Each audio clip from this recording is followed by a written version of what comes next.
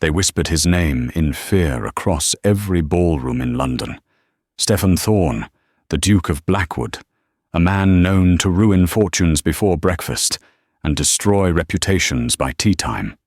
They called him the Beast of Bond Street, a man with ice in his veins and no heart to break.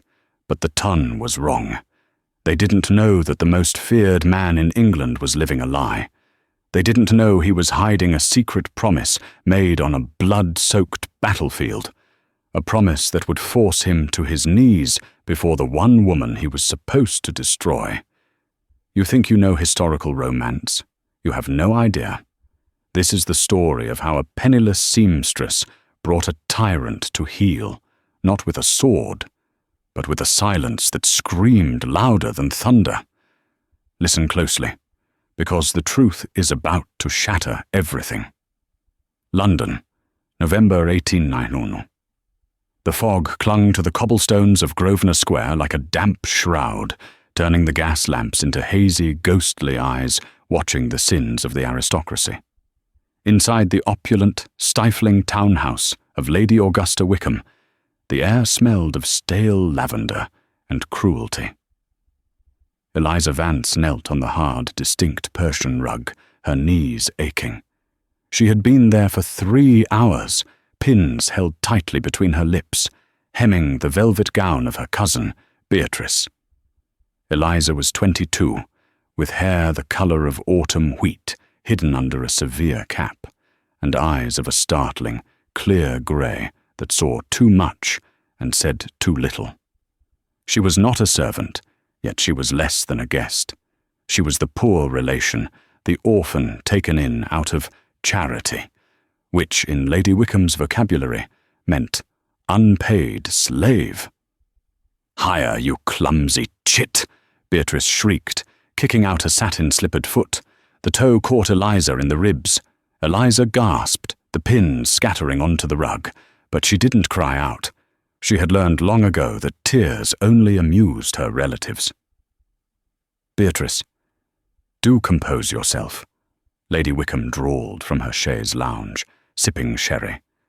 "If she ruins the silk, we shall simply sell her mother's locket to pay for it. Though I doubt that tin trinket is worth a farthing."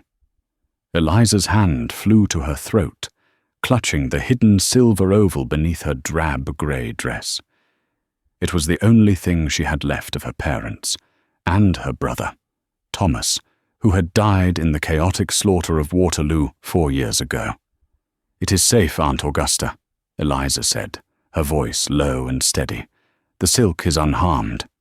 "Don't speak unless spoken to," Beatrice sneered. "Tonight is the Blackstone Ball. The Duke of Blackwood is rumoured to be attending. If I am to catch his eye, this hem must be perfect. They say he is looking for a wife, not out of love, but because he needs an heir to secure the sterling distinct title.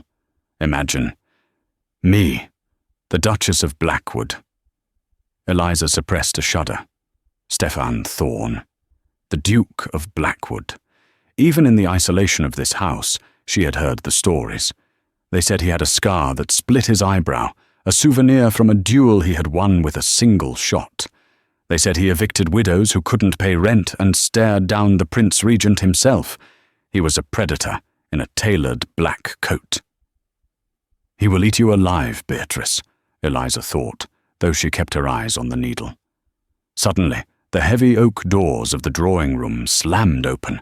The sound was like a cannon shot. The butler, usually composed, looked pale and trembling. "My lady, I tried to stop him. A man strode past the servant. He didn't walk. He occupied space with the force of a natural disaster. He was tall, towering over 6 feet, with broad shoulders that strained against a coat of midnight blue wool. His hair was dark as a raven's wing, swept back from a face that was devastatingly handsome but hard as granite. And there, just above his left eye, was the jagged white scar. Stephen Thorne, the Duke. The room temperature seemed to drop 10 degrees.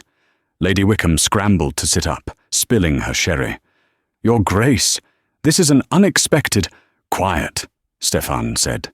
His voice was a deep baritone, smooth but edged with steel. He didn't even look at her. He scanned the room, his dark eyes analyzing every piece of furniture, every painting, like an auctioneer assessing livestock. Then his gaze landed on the floor. On Eliza. She froze. For a second, she thought he would kick her aside as Beatrice had, but he stopped. The silence stretched, thick and suffocating. He looked at her kneeling form, her worn dress, the pins scattered around her red, work-worn hands. "Get up," he commanded. Eliza blinked. "Your Grace?" "I said get up," Stefan repeated, his eyes narrowing. "I do not conduct business with women kneeling at my feet unless they are begging for mercy. And you, miss—" "Vance," Eliza whispered, rising slowly. She felt small compared to him, but she lifted her chin. Eliza Vance. Stefan's eyes flickered. A strange emotion passed over his face. Shock. Pain. It was gone so fast, Eliza thought she imagined it. "Vance!" He tested the name, rolling it around his mouth like a curse. He turned sharply to Lady Wickham. "You are Augusta Wickham, widow of the late Baron Wickham." "I am," Augusta simpered, trying to recover her composure. "And this is my daughter, Beatrice. We were just preparing for the—" "You are bankrupt," Stefan cut her off. He pulled a folded parchment from his coat. "Your late husband borrowed £40,000 from the Bank of England, a debt I have recently purchased. You have defaulted 3 times. I am here to seize the property." Beatrice screamed. Lady Wickham turned an ugly shade of purple. "Seize! You cannot. We are gentry. We have standing." "You have nothing," Stefan said coldly. "You have until noon tomorrow to vacate the premises. My men will arrive to catalogue the assets." "Where will we go?" Lady Wickham wailed. "We have no family, no money." "The workhouses are accepting new applicants, I believe," Stefan said, turning to leave. He looked bored. "Wait!" Eliza stepped forward. The room went silent. Lady Wickham looked ready to strike her. No one spoke to the Duke of Blackwood like that. Stefan stopped. He turned slowly, looking down at Eliza. "You have something to say, Miss Vance." "You cannot throw them on the street," Eliza said, her heart hammering against her ribs. "They are helpless." "They are leeches," Stefan corrected. "And judging by the state of your hands and the location of your workspace on the floor, they treat you like a dog. Why do you defend them?" "Because they are my family," Eliza said simply. "And mercy is a quality of a gentleman, even if business is the quality of a duke." The air crackled. Beatrice gasped. Lady Wickham looked terrified that the Duke might kill Eliza right there. Stefan stared at her. For a long time, he didn't speak. He stepped closer, invading her personal space. He smelled of sandalwood, rain, and expensive tobacco. He lowered his head so his lips were inches from her ear. "Mercy," he whispered, his voice sending a shiver down her spine, "is for those who deserve it. But you are right, Miss Vance. I am a businessman. So let us make a deal." He pulled back, his dark eyes locking onto hers. "I will forgive the debt. I will let your aunt and cousin keep this house and their precious reputation. I will even settle a stipend on them for life." Lady Wickham let out a sob of relief. "Oh, Your Grace, you are a saint." However, Stefan raised a hand, silencing her. He kept his eyes on Eliza. "There is a price." "What price?" Eliza asked, fearing the answer. "You," Stefan said. "Me?" "I require a wife," Stefan stated, as casually as if he were ordering dinner. "I require a duchess, someone with a bloodline, but no connections to the gossiping vipers of the ton. Someone who knows how to keep her mouth shut and do her duty." You are the daughter of a gentleman, are you not?" "My father was a scholar," Eliza said. "Good enough. You will marry me, Eliza Vance. You will come with me to Blackwood Manor. In exchange, your family lives in luxury. Refuse, and they are on the street by noon tomorrow." Eliza looked at her aunt. Lady Wickham's eyes were wide, pleading, greedy. She didn't care about Eliza. She only saw the money. "Why me?" Eliza asked, her voice trembling. "You could have anyone. Why the invisible girl?" Stefan's expression hardened. The mask slipped back into place. "Because, Miss Vance, I don't want a wife I have to love. I want a transaction. Do we have an accord?" Eliza looked at the scar above his eye. It looked angry, painful. She took a deep breath, sealing her fate. "Yes," she whispered. "Good." Stefan turned on his heel. "Pack your things. We leave in an hour." He marched out, the door slamming behind him. Eliza stood frozen, unaware that she had just signed a contract with the devil, and unaware that Stefan Thorne had just recognized the locket around her neck, the locket that proved she was the only reason he was still alive. The carriage ride to Blackwood Manor was a masterclass in silence.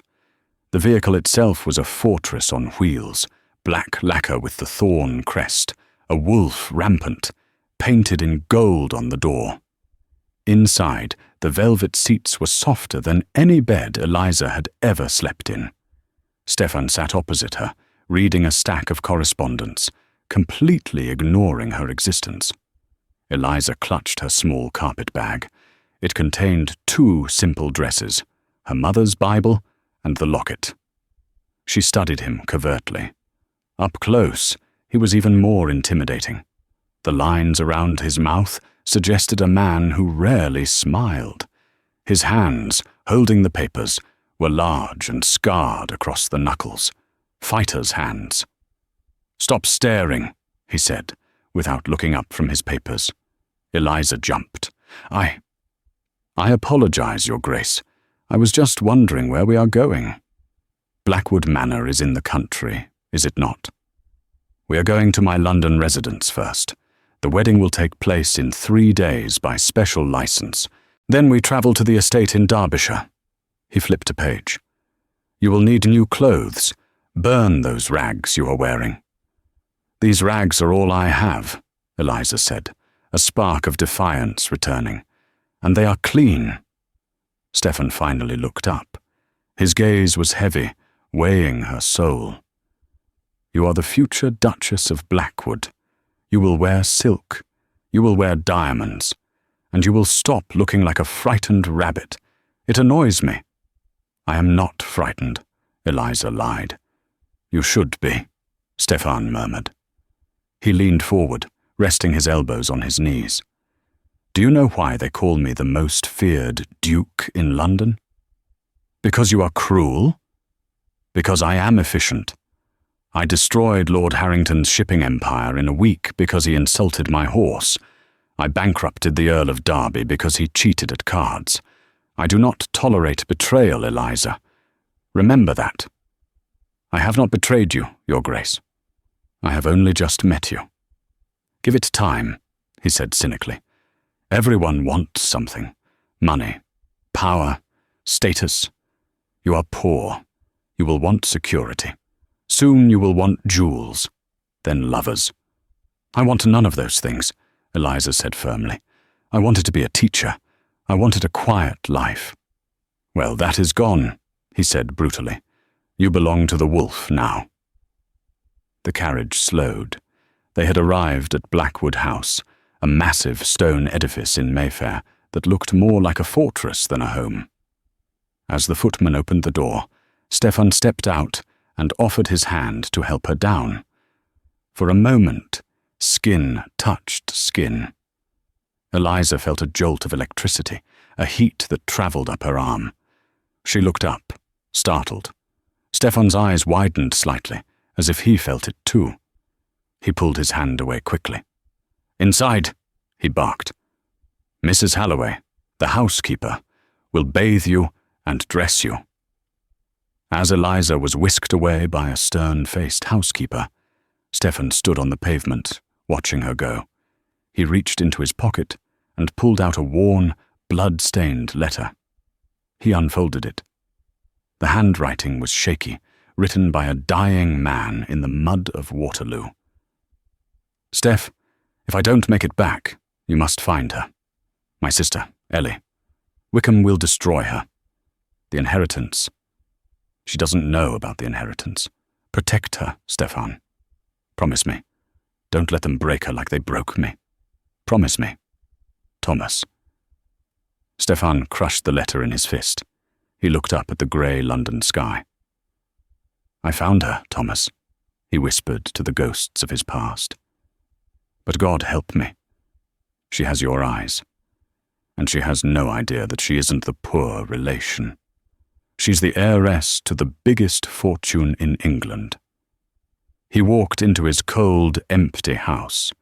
He had fulfilled the first part of the promise. He had saved her from the Wickhams. But now came the hard part. He had to marry her to protect the money from the vultures who would encircle her the moment the truth came out. He had to play the villain to keep her safe. Because if the world found out that Eliza Vance was the true owner of the Sterling shipping lines, a secret Thomas had kept even from her, they would kill her for it. And the biggest threat was closer than he thought.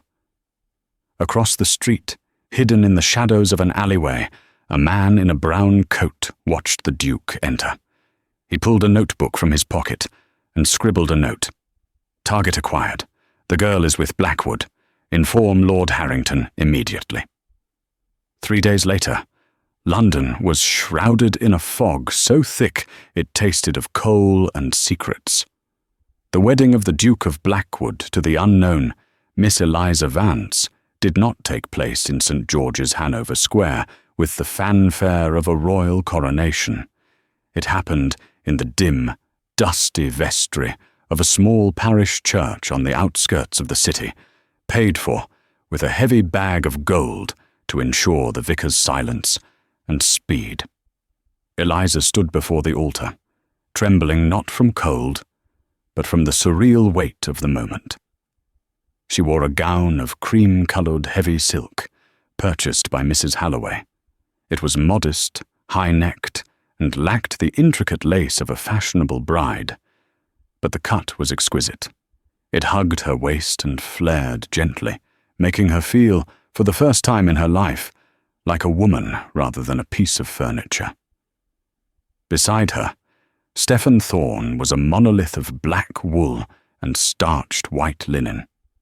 He hadn't looked at her since they entered the church. He stared straight ahead at the stained glass window, his jaw set so hard a muscle ticked in his cheek. "Do you, Stephen Arthur Thorne, Duke of Blackwood, take this woman?" The vicar droned on, his eyes darting nervously to the scar on the Duke's face. "I do," Stefan said. The word sounded less like a vow and more like a military command. "And do you, Eliza Vance?" Eliza looked at his hands, the hands that had destroyed fortunes, the hands that had saved her family from the street. "I do," she whispered. "I pronounce you man and wife." There was no kiss. Stefan simply turned, took her gloved hand, and placed it on his arm. "Come," he said. "The carriage is waiting. We drive for Derbyshire immediately. I will not spend another night in this cesspool of a city." As they walked out into the grey afternoon, a small crowd of street urchins and curious onlookers had gathered. A rumour had spread. The beast of Bond Street had taken a bride. "Look at her!" a woman shouted. "Plain as pudding. What's he want with the likes of her?" "Maybe she's a witch," another jeered. Stefan stopped. The crowd instantly fell silent. He scanned the faces with that terrifying predator gaze. Then, deliberately, he lifted Eliza's hand to his lips. He didn't kiss the glove. He turned her hand over, unbuttoned the wrist, and pressed a lingering, burning kiss to the sensitive skin of her inner wrist. The intimacy was shocking. It was possessive. It was a claim. Eliza gasped, her face flushing hot pink. Stefan looked up, his eyes locking with hers. For the crowd, it was a show of lust. But up close, Eliza heard him whisper, "Keep your head up, Duchess. Never let them see you bleed." He helped her into the carriage, and the heavy door slammed shut, sealing them in their private world. The journey to Derbyshire took 2 days. They stopped at coaching inns, the Golden Cross, the Boar's Head, renting the finest private rooms. But Stefan never touched her. He slept on the chaise lounges or in separate rooms entirely. He spoke only of practicalities, the weather, the condition of the roads, the history of the villages they passed. He was educating her, moulding her, but he remained an impenetrable fortress. It wasn't until they reached the boundaries of Blackwood Manor that the first crack in his armour appeared. The estate was vast. Miles of rolling green hills, dense, ancient forests that looked like they held druidic secrets, and a lake that mirrored the stormy sky. The house itself was a Jacobean masterpiece of dark stone and mullioned windows, imposing and severe. "It is formidable," Eliza said, peering out the window. "It is a mausoleum," Stefan muttered. "My father loved it. I merely maintain it." The carriage pulled up to the grand entrance. A line of servants stood waiting in the drizzle. "They are terrified of you," Eliza noted softly. "Good. Fear breeds competence." But as Stefan stepped out, an elderly groom hobbled forward. He had a wooden leg and a face like tanned leather. "Master Stefan!"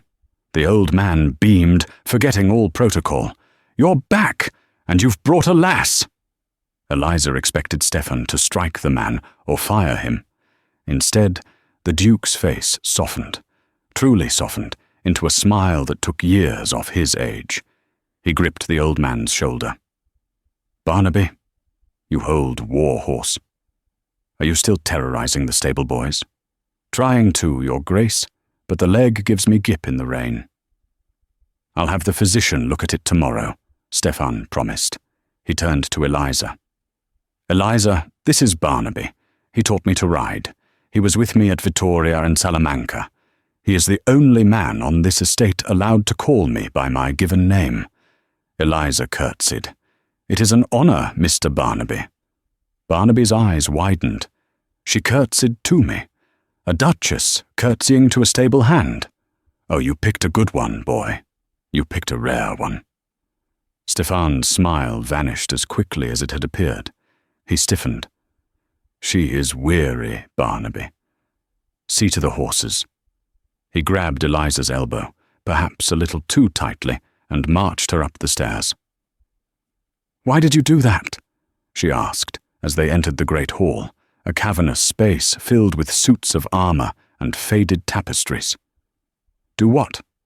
"Shut him out. You care for him. I saw it." Stefan spun around. "I do not care, Eliza. I reward loyalty. Barnaby took a musket ball meant for me. I owe him. That is all. Do not mistake debt for affection. It is a dangerous error." He signalled to the housekeeper, Mrs. Croft. "Take her Grace to the master suite. I will be in the library. Do not disturb me." That night, Eliza lay in a bed large enough to sleep 4 people. The sheets were cold. The wind howled outside, rattling the window panes. She was the Duchess of Blackwood, mistress of a fortune, safe from her aunt. But she had never felt more lonely. She looked at the locked door connecting her room to Stefan's. Why did he save her? Why did he promise her brother? And why, when he looked at her, did she see a man screaming for help behind a wall of ice? She fell asleep, clutching her locket, dreaming of gunfire and smoke. 2 weeks passed. Eliza settled into a routine. She explored the house, which was filled with treasures from around the world. Ming vases, Indian silks, French clocks, all gathering dust. Stefan was a ghost. He rode out early to inspect his tenants and spent his evenings locked in his study with his solicitor, Mr. Josiah Grimthorpe, a sour-faced man who looked at Eliza with open suspicion. Eliza decided she would not be a ghost, too. She began to make changes. She ordered the curtains opened in the drawing rooms. She instructed the cook to stop serving heavy, greasy game meats and prepare lighter fare. She visited the tenants' cottages with baskets of bread and medicine, shocking the villagers who were used to the Duke's distant rule. One afternoon, she was in the library, searching for a book on botany. She climbed the rolling ladder to reach a high shelf. "I did not realize I married a monkey." Eliza gasped and nearly lost her footing. She grabbed the shelf, swaying. Strong hands gripped her waist, stabilizing her. She looked down. Stefan was standing at the bottom of the ladder, holding her steady. His face was directly level with her hips. The position was intimate, compromising. I was looking for Linnaeus," she stammered. "The botany section is on the west wall," Stefan said. He didn't let go. His thumbs brushed against the fabric of her dress. "And you have been busy, Eliza. The tenants are calling you the Angel of Blackwood. It is nauseating. They were hungry, Stefan. The winter has been hard. You have so much money, yet the roof of the Miller cottage is leaking. I ordered that roof fixed months ago." Stefan frowned, his dark brows knitting together. "Grimthorpe told me it was done."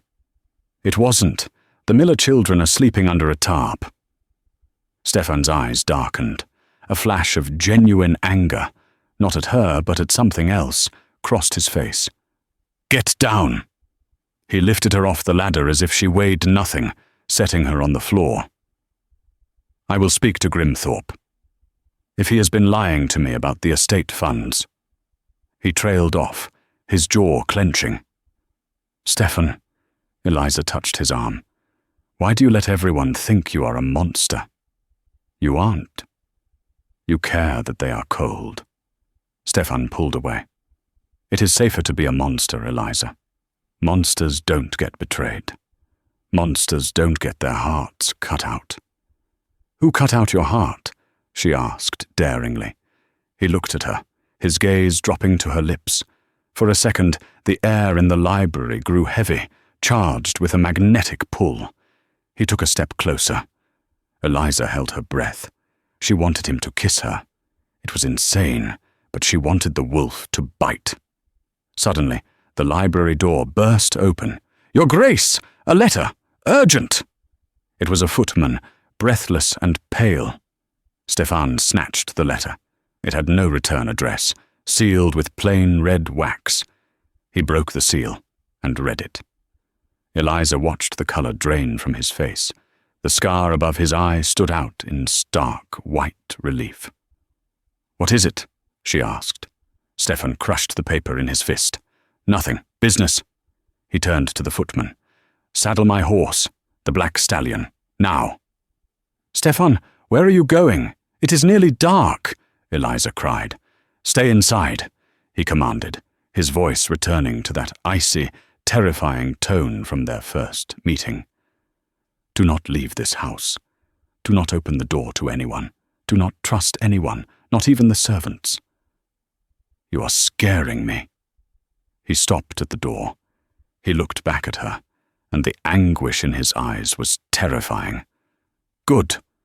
Fear will keep you alive." He vanished. Eliza stood there, trembling. She looked at the crumpled ball of paper he had dropped near the fireplace. He had missed the fire. Heart pounding, she walked over and picked it up. She smoothed out the wrinkles. The handwriting was elegant, sharp, and unfamiliar. "My dear Duke, I trust the little seamstress is settling in." A pretty thing. It would be a shame if she suffered an accident like her brother. I know about the girl, Thorne. I know who she really is. And I know about the sterling inheritance. Give me the shipping manifests, or the world will know that the Duke of Blackwood kidnapped the wealthiest woman in England to steal her fortune. Meet me at the old stone bridge at midnight. Come alone." H. Eliza's hands shook so hard the paper rattled. The wealthiest woman in England? Kidnapped? Her mind reeled. She thought of the quick marriage, the way he had paid off her aunt, the way he had isolated her here. Was it all a lie? Was he not her saviour, but her jailer? "No," she whispered. "He promised Thomas." But the letter mentioned Thomas, an accident like her brother. Thomas had died in battle, hadn't he?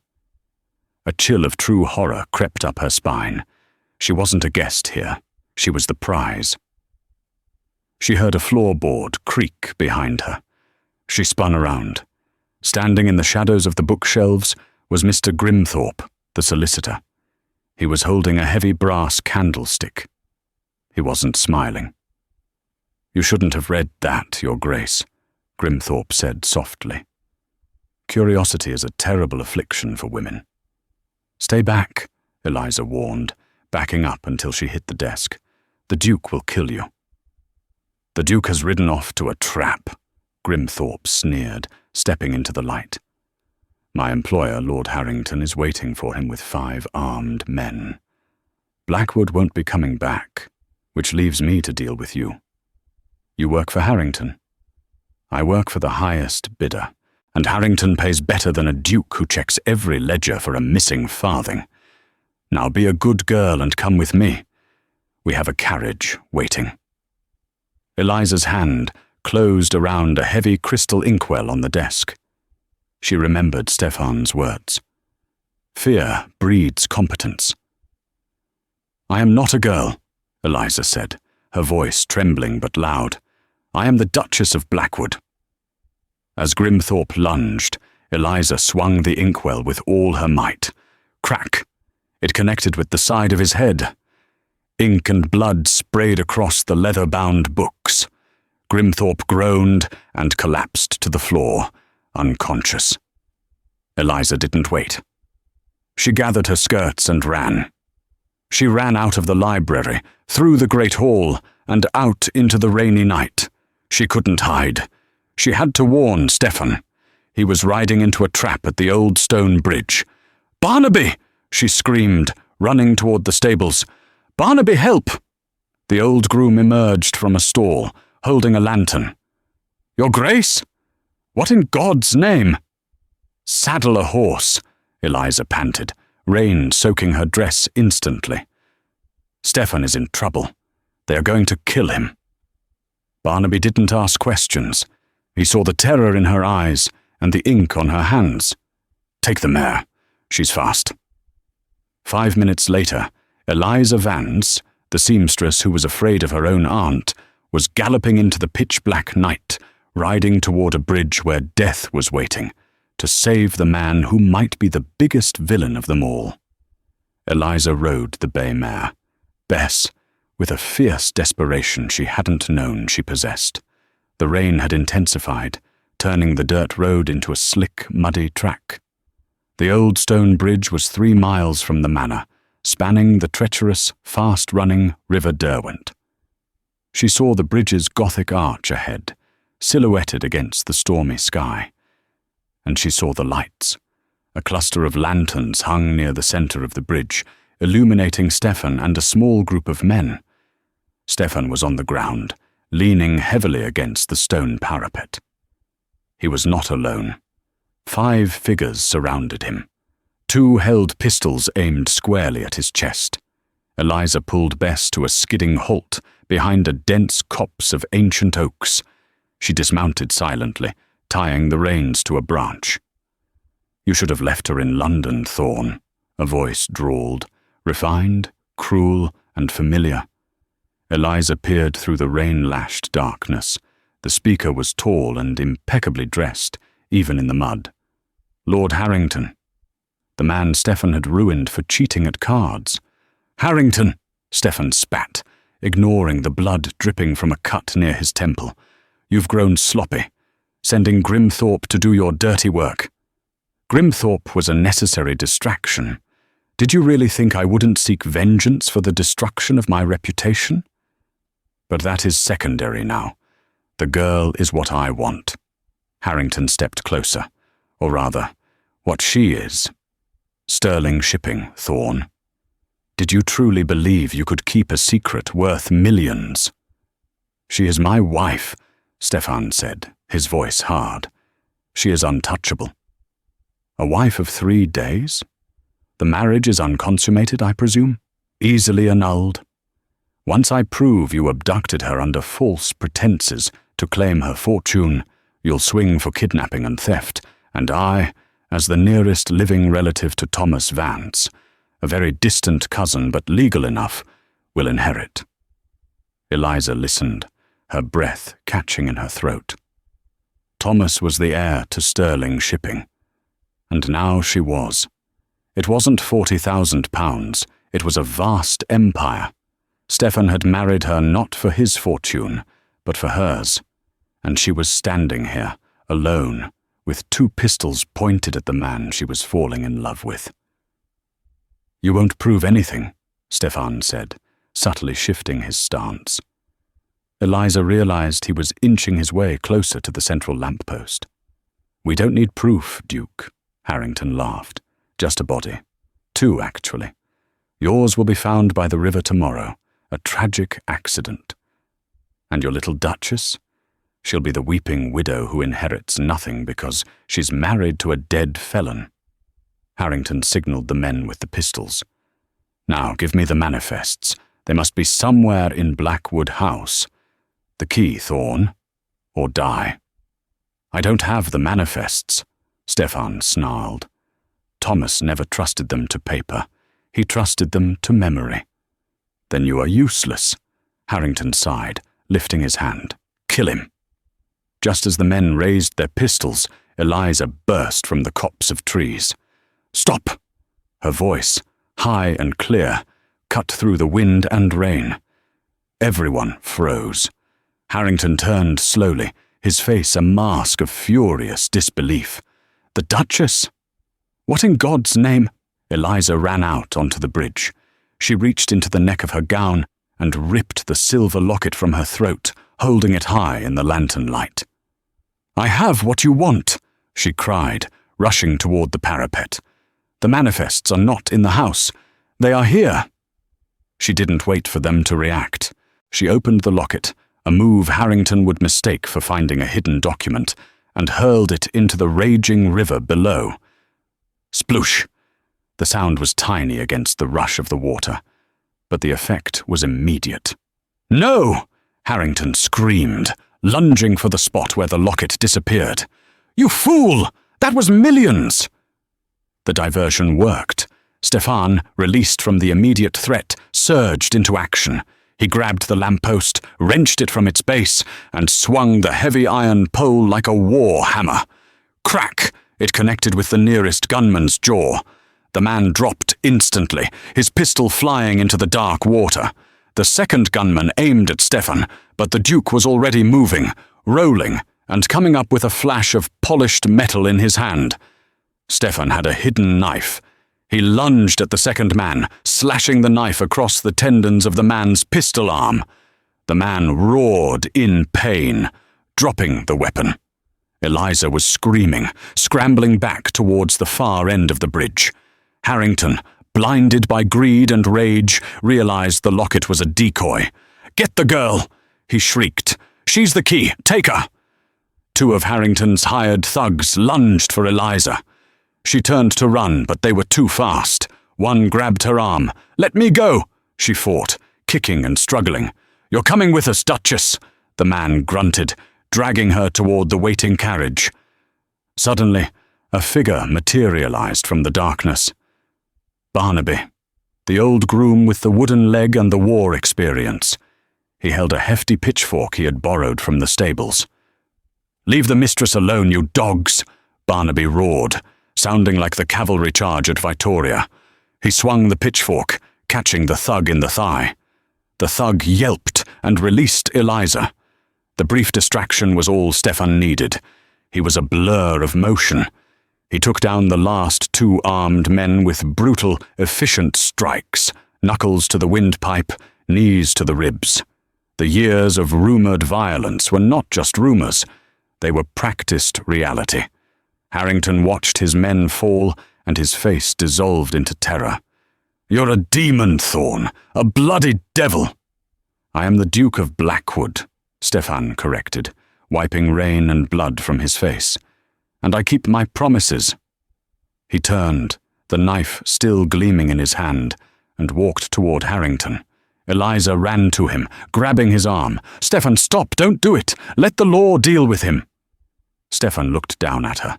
His eyes were wild, dark, and utterly focused on his prey. "The law is slow, Eliza, and it rarely reaches this far out of London." "Please," she begged, tears mingling with the rain on her face. "Don't become the monster they want you to be. Don't break Thomas's promise." Stefan hesitated. He looked from her pleading eyes to Harrington's cowering form. He slowly, deliberately, lowered the knife. "The police are a mile away," he said, kicking a dropped pistol away from Harrington. "Grimthorpe sang like a canary when I stopped by his house first. They'll be here soon enough. You have been caught in the act of attempted murder and kidnapping, Harrington. Enjoy the gallows." Harrington stared, his face a sickening mix of relief and defeat. Stefan turned away from the villain, his body slumping with exhaustion, and took Eliza into his arms. He held her fiercely, his heart hammering against her chest. "You idiot," he muttered into her wet hair. "You brave, infuriating idiot. You should have stayed put." "You would have died," she whispered. "I promised your brother," he said, holding her tighter. "I don't break promises." They rode back to Blackwood Manor, not in the carriage, but on the 2 horses, Bess and Stefan's powerful black stallion. Barnaby followed slowly with the carriage and the injured, tied-up thugs. They entered the great hall in the pre-dawn silence, soaked, bruised, and victorious. Eliza helped Stefan into the study. He pulled off his wet coat, revealing a tear in his sleeve where a bullet had grazed his arm. "Sit," she ordered, pushing him into a leather chair. She found the first aid kit and began to clean the wound. Her hands were surprisingly steady. "You threw away your locket," Stefan noted, watching her work. "Why?" "I thought it was the manifests," Eliza admitted. "Harrington said it was the key. I sacrificed it to buy you time." Stefan sighed, a sound of profound pain. "Eliza, that locket." She looked up at him, her grey eyes searching his dark ones. "What is it? Tell me the truth, Stefan. Am I the richest woman in England? Was my brother Thomas the heir to sterling shipping?" Stefan nodded, wincing as she tightened the bandage.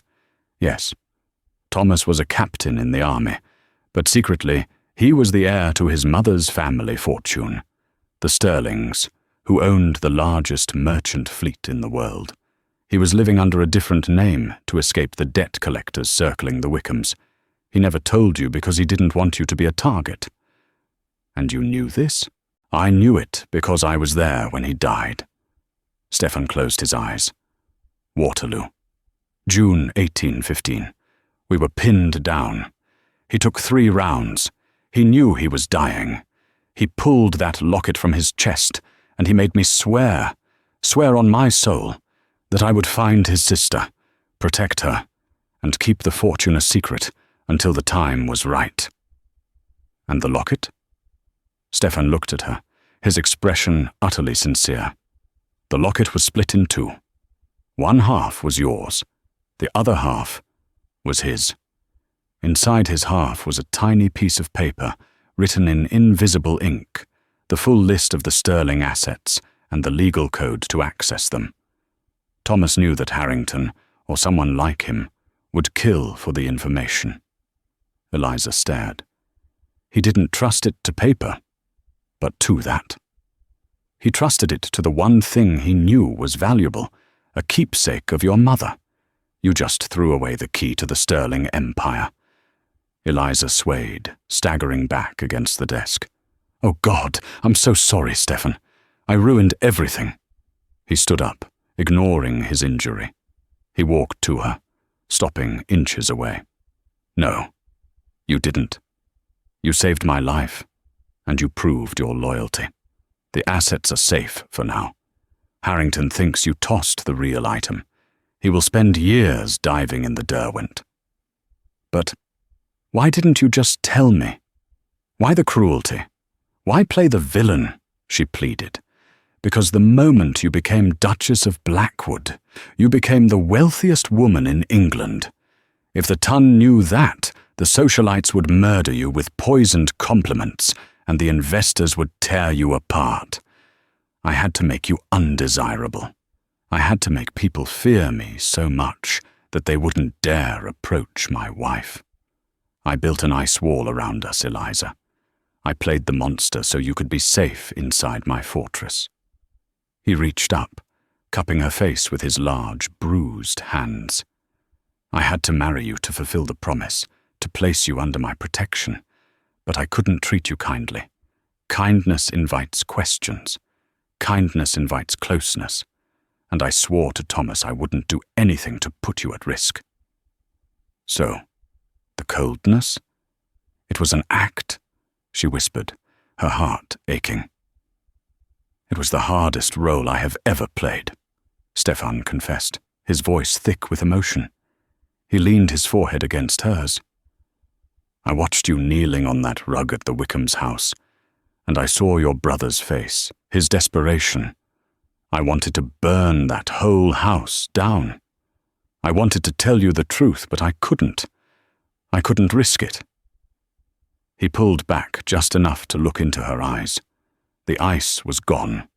The dark depths of his eyes were vulnerable, terrified, and blazing with a raw, undeniable emotion. "I told you I required a wife I didn't have to love," Stefan murmured. "I lied. I fell in love with the angel of Blackwood on the day I met her.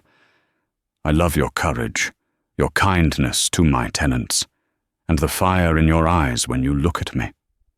I'm afraid, Eliza. I'm terrified that this secret, this life, will destroy you."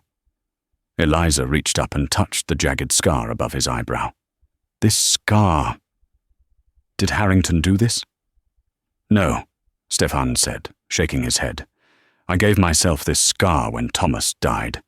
I swore I would never fail a friend again. That scar is my reminder to be hard, to be the beast." "You don't have to be the beast anymore," Eliza whispered. "The world is watching. But I see the man who saved my life, the man who honored his brother's promise. And I love him." She stood on her tiptoes, drawing him down. She placed her hand on his uninjured shoulder. Their lips met. It was not a gentle, tentative kiss. It was a collision of two lonely, scarred souls. It was desperate, passionate, and real. The true beginning of their marriage. The kiss of the Duke of Blackwood was not cruel. It was overwhelming, a claim not of possession, but of shared destiny. He'd lifted her into his arms, never breaking the kiss, and carried her through the great hall towards the cold, luxurious master suite, the room he had so deliberately avoided for weeks. As the dawn finally broke over the Derbyshire hills, flooding the room with a pale golden light, the marriage of ice and whispers was finally, truly and passionately consummated. The fortress was breached. 3 weeks later, the story of the confrontation at the Old Stone Bridge had been sanitized and twisted by the London rumour mill. Lord Harrington was discreetly arrested for sedition and embezzlement, his name wiped from the society columns. Grimthorpe simply vanished, rumoured to have fled to the continent. The official story was that the Duke of Blackwood had, in his usual tyrannical fashion, simply disposed of his enemies. Stefan didn't care.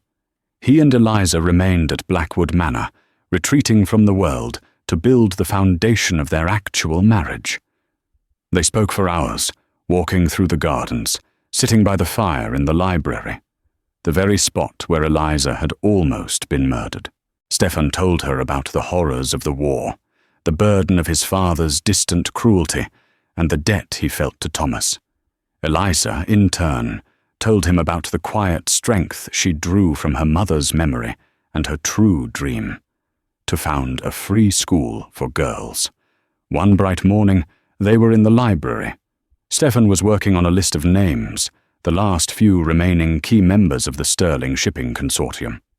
"We have two options, my love," Stefan said, looking up at Eliza, the scar now just a detail on a face capable of smiling. "We can continue the lie. I run the empire discreetly in your name, and we keep you safe here. Or," Eliza challenged, her eyes shining with new confidence, "or you claim your power. We go back to London. You reveal yourself as the true owner of Sterling Shipping.